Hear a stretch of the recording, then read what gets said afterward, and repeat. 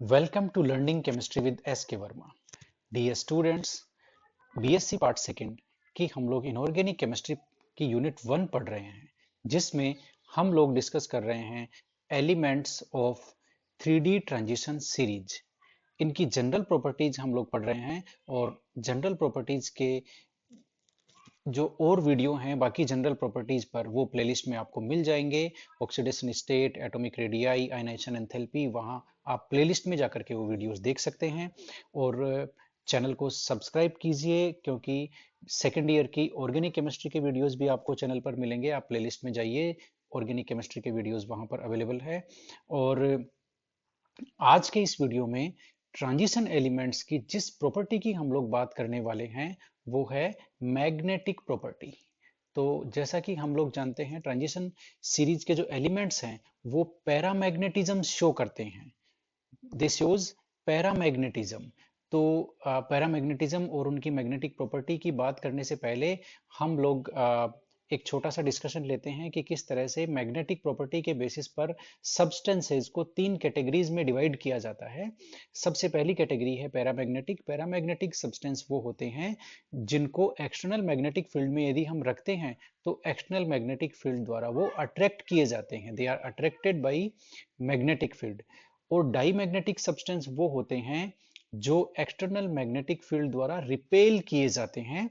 और ferromagnetic substance वो होते हैं जिनमें पैरामैग्नेटिज्म का गुण, पैरामैग्नेटिज्म की प्रॉपर्टी काफी ज्यादा होती है, जिससे वो जैसे ही हम उनको एक्सटर्नल मैग्नेटिक फील्ड में रखते हैं तो वो परमानेंट मैग्नेट में कन्वर्ट हो जाते हैं, यानी कि वो मैग्नेटाइज्ड हो जाते हैं। तो इस तरह से सब्सटेंसेस को मैग्नेटिक प्रॉपर्टीज के बेसिस पर 3 कैटेगरीज में डिवाइड किया गया है। अब हम लोग यहाँ पर देखते हैं पैरामैग्नेटिज्म, पैरामैग्नेटिक सब्सटेंस या पैरामैग्नेटिक ट्रांजिशन मेटल्स की के रेफरेंस में हम लोग देखेंगे तो पैरामैग्नेटिक सब्सटेंस कौन से होते हैं जिनमें अनपेयर्ड इलेक्ट्रॉन होते हैं। तो अब आप समझ गए होंगे कि ट्रांजिशन एलिमेंट्स जो पैरामैग्नेटिज्म का गुण दिखाते हैं, पैरामैग्नेटिज्म की प्रॉपर्टी शो करते हैं, उसका मेन रीजन है प्रेजेंस ऑफ अनपेयर्ड इलेक्ट्रॉन की उनमें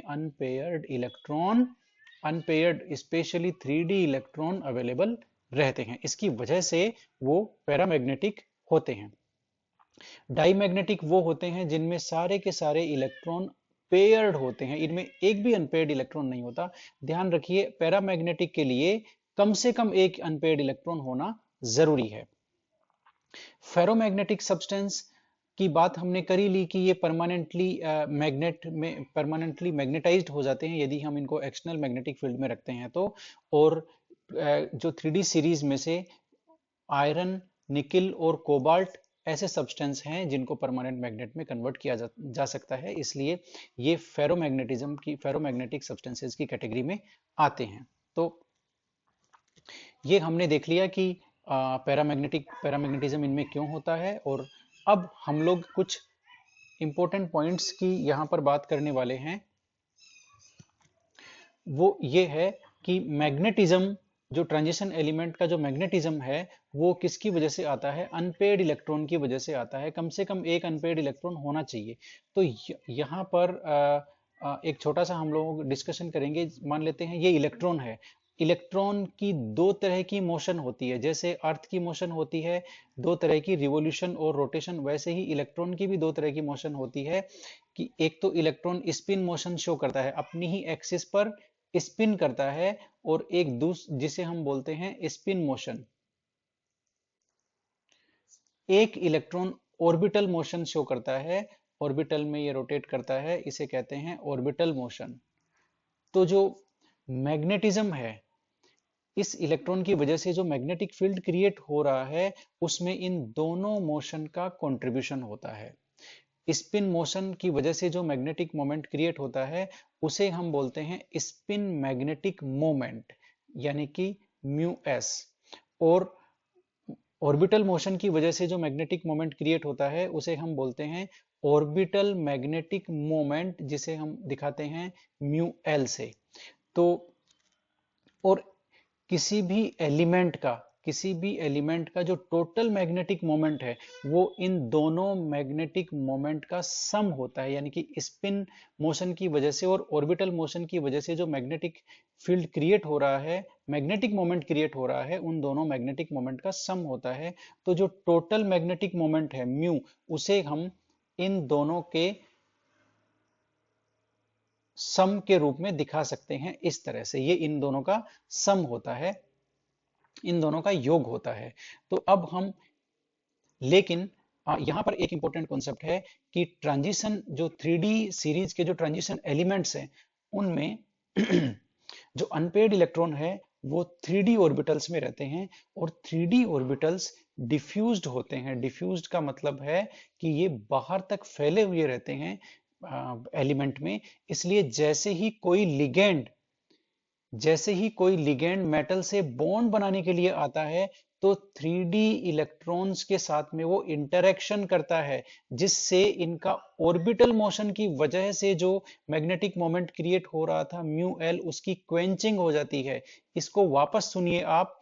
3D ऑर्बिटल डिफ्यूज होने की वजह से जैसे ही कोई लिगेंड या एटम मेटल के साथ बॉन्ड बनाने के लिए आता है, और तो वह 3D इलेक्ट्रॉन 3D ऑर्बिटल्स के साथ में इंटरेक्शन करता है, जिसकी वजह से इनके द्वारा जो magnetic orbital magnetic moment create हो रहा था उसकी क्वेंचिंग हो जाती है। क्वेंचिंग यानी कि वो जीरो हो जाता है।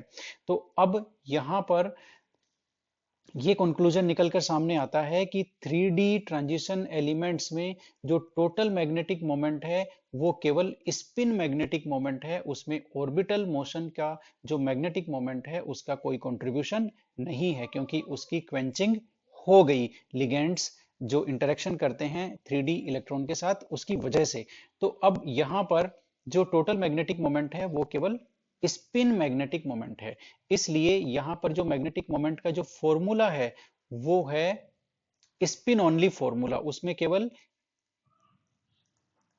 ये है n+2 का स्क्वायर रूट, ये फॉर्मूला है। इसमें केवल स्पिन जो मोशन है उसका कंट्रीब्यूशन है, इसीलिए इसे हम कहते हैं स्पिन ओनली फॉर्मूला। और ये जो मैग्नेटिक मोमेंट है, ये मैग्नेटिक मोमेंट हम बोर मैग्नेटॉन यूनिट में शो करते हैं। तो मैग्नेटिक मोमेंट की यूनिट हो गई बोर मैग्नेटॉन। तो अब यहां पर स्पिन ओनली फॉर्मूला में जो n है वो है number of unpaired electron, number of unpaired electron. तो इस तरह से अब ये जो स्पिन ओनली फॉर्मूला है इसमें हम नंबर ऑफ अनपेयर्ड इलेक्ट्रॉन रख करके किसी भी मेटल आयन का मैग्नेटिक मोमेंट है वो निकाल सकते हैं, और ये पता लगा सकते हैं कि वो पैरामैग्नेटिक है या डाईमैग्नेटिक। तो इस तरह से इस स्पिन ओनली फॉर्मूला में ट्रांजिशन मेटल्स के नंबर ऑफ अनपेयर्ड इलेक्ट्रॉन जो यहाँ पर दिखाए हुए हैं इस टेबल में, ये n की वैल्यू हो जाएगी, और इनको हम लोग स्पिन ओनली फॉर्मूला में रख करके मैग्नेटिक मोमेंट निकाल सकते हैं। तो यहाँ पे ये जो कैलकुलेटेड मैग्नेटिक मोमेंट है ये फॉर्मूले से निकाला हुआ है। फॉर्मूला जो हमने अभी डिस्कस किया है स्पिन ओनली फॉर्मूला, उसमें n की वैल्यू रख करके निकाला हुआ है। और ये जो ऑब्जर्व्ड मैग्नेटिक मोमेंट है ये एक्सपेरिमेंटल वैल्यू है, यानी कि ये एक्सपेरिमेंट से निकाली गई है। तो आप यहाँ पर देख सकते हैं कि जो कैलकुलेटेड वैल्यू है वो ऑब्जर्व्ड वैल्यू से काफी मैच कर रही है। इसका मतलब है स्पिन ओनली फॉर्मूला एकदम सही रिजल्ट हमें दे रहा है, ये आप यहाँ पर देख सकते हैं। और ये जो इनके इलेक्ट्रॉनिक कॉन्फ़िगरेशन है उनसे आप नंबर ऑफ अनपेयर्ड इलेक्ट्रॉन, ये देखिए नंबर ऑफ अनपेयर्ड इलेक्ट्रॉन पहले बढ़ रहा है 5 तक और फिर वापस कम हो रहा है। तो इस तरह से ये जो सारे एलिमेंट्स हैं ये सारे के सारे पैरामैग्नेटिक हैं और इनका कुछ ना कुछ मैग्नेटिक मोमेंट होता है। अब यहाँ पर एक ट्रिक मैं आपके साथ शेयर करना चाहता हूँ। ये जो फॉर्मूला है म्यू का, मैग्नेटिक मोमेंट का, स्क्वायर रूट n+2, यहाँ पर n है number of unpaired electron. n की वैल्यू आप कुछ भी रख दीजिए, मान लेते हैं n की वैल्यू 2 है। तो यहाँ पर वैल्यू रखने से क्या होगा, n की इसको हम किस तरह से सोल्व कर सकते हैं, 2 यहाँ पे रखेंगे, 2+2 तो ये हो गया 4 इंटू 2, तो 8 का स्क्वायर रूट, 8 का स्क्वायर रूट 8 का स्क्वायर रूट आएगा 2 पॉइंट समथिंग, तो ये आएगा 2.83, क्योंकि आप लोग जानते हैं 9 का स्क्वायर रूट तो 3 होता है, तो 8 का 2.83 के आसपास आएगा। इस तरह से हम इसको सोल्व करते हैं। लेकिन ट्रिक यहाँ पर ये है कि जितने अनपेड इलेक्ट्रॉन होंगे तो उसकी जो मैग्नेटिक मोमेंट की वैल्यू है वो फिक्स है। यहाँ देखिए, यदि 1 अनपेयर्ड इलेक्ट्रॉन है तो वैल्यू फिक्स है 1.73, 2 है तो 2.83, 3 है तो 3.87, 4 है तो 4.90, 5 है तो 5.92। ये देखिए, आपको याद कुछ नहीं करना है, आप इनको बहुत इजीली याद कर सकते हैं। उसके बाद में वापस देखिए रिपीट हो रही है 4, वापस अनपेड इलेक्ट्रॉन का नंबर कम होता जा रहा है वापस सीरीज में, तो वो वैल्यू वापस वो की वही होती कम होती जा रही है। और मतलब मेरे कहने का मतलब यह है कि यदि अनपेड इलेक्ट्रॉन का नंबर आपको पता चल गया 2, इसका मतलब है वो 2.83 है ना। तो इस तरह से आप इसको आराम से याद कर सकते हैं। इसको मैं आपको सिंपल सा बता देता हूं। यदि नंबर ऑफ अनपेयर्ड इलेक्ट्रॉन 1 होगा तो मैग्नेटिक मोमेंट की वैल्यू आएगी 1.73, यदि 2 होगा तो 2.83, यदि 3 होगा तो 3.87, यदि 4 होगा तो 4.90, यदि 5 होगा तो 5.92। इसको आप आराम से याद कर सकते हैं। ये तो हो गया अनपेयर्ड इलेक्ट्रॉन का नंबर, ये वाला तो। और जो डेसिमल के बाद वाली वैल्यू है वो इंक्रीजिंग ऑर्डर में है। देखिए 73, 83, 87 और 90 और 92, तो इनको याद करने में कोई प्रॉब्लम नहीं है। 1.73 आ रहा है तो अगला 2.73 से आगे 83, फिर 83 से आगे 87, फिर इससे आगे 4.90, फिर 5.92। तो इस तरह से आप मैग्नेटिक मोमेंट की जो वैल्यूज हैं उनको याद रख सकते हैं और फॉर्मूले से कैलकुलेट कर सकते हैं। आज के लिए इतना ही। और ये चैनल को आप सब्सक्राइब कीजिए, वीडियोस को लाइक कीजिए और वीडियोस को बाकी साथियों तक भी शेयर कीजिए। Thank you very much.